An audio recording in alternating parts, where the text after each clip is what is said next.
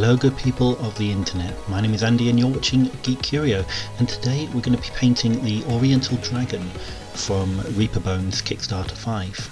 We're going to start with the base, and prior to this video I did actually have it all primed up using Vallejo Black Primer, and it took me a while to actually realise what it was, because in the original stock photos before I got the dragon I just assumed it was a piece of rock or something. This is completely unpainted, the stock photos, but eventually I managed to realise it was actually a depiction of the Terracotta Army, and I decided to do a little bit of research into it. Now the Terracotta Army colour isn't quite the same as this, but I decided to stick with a terracotta colour scheme just to keep in with the theme, and also to have a very big contrast to what I wanted to do with the dragon eventually. Interestingly, in my research I actually found out the Terracotta Army was actually painted before it was buried, and the artisans at the time would have used an extremely primitive form of pigment. I mean, we're talking like thousands of years ago, and they would have originally been lacquered. But definitely look up some of the pictures of the Terracotta Warriors, because they're absolutely fascinating. In my opinion, one of the great wonders of the world, and it was really good to do some research for this particular project.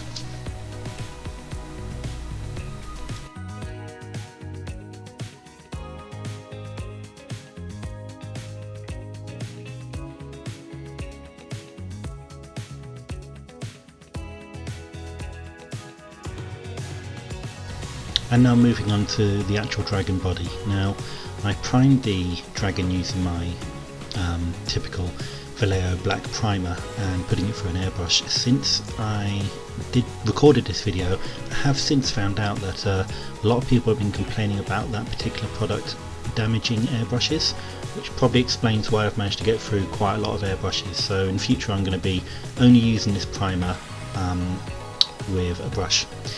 The next stage was to undercoat the under part of the body in pink, and the reason for that was because I was going to be using yellow, and pink works as a really good base coat for yellow.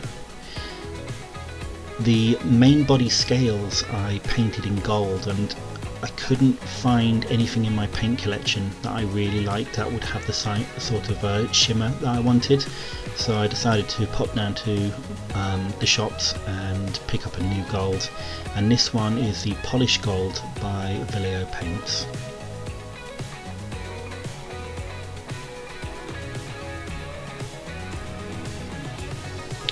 First of all, I'm painting all the scales with gold, and then also parts of the dragon's face with gold as well. This served as pretty much an undercoat on a lot of it, and I did a lot more of the details much later.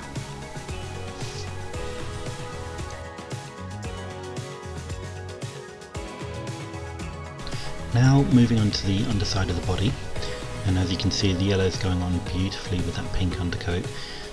I used the airbrush with this because I wanted to try and blend the lines between the yellow and the gold, and those two colours worked quite well. And then I started to build it up with some sprays of some green, starting with a much lighter green and then going on to a much darker green. At this point I did a lot of the fur, beard, I'm not too sure what to call it on this dragon. I'm going to say beard for now, with green. As you know, recently I've been trying to avoid using washes, but in this particular case I think the only place I actually used a wash was on that beard. At this stage I was able to start filling in the bits which are, I would consider, messy, so things like the eyes and the gums, and then I was able to work my way up to putting a layer of orange on that as well.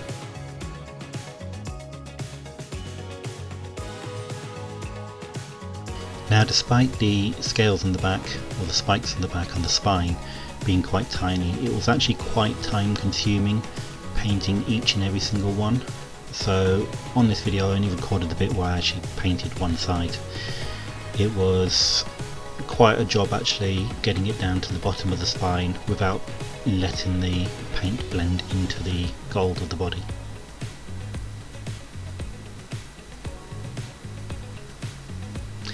Next colour I moved on to was white, and there was a few places on this model that I wanted the white to really stand out.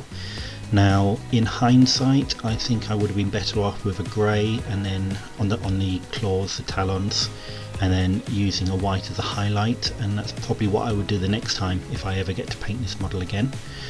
However, I used the Reaper white, and which is quite a thick white. It's a colour that I always seem to have issues with, and there's only a few that actually do really good mixes with the pigment.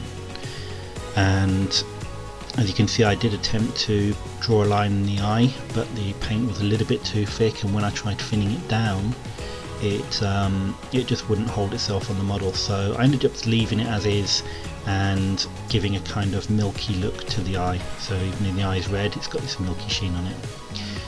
The next bit that I added was, I'm going to say eyeliner is the best way to describe it, but I used a blue, and that really just highlighted the eyes itself. Here I'm now moving on to green, where I'm just painting an extension of the beard and basically the features of the face. This is where the main body is pretty much done, and the face is actually really intricate. There's a lot of detail on there, so the rioter colour is what I was trying to go for, and I'm quite happy with the way it worked out so far.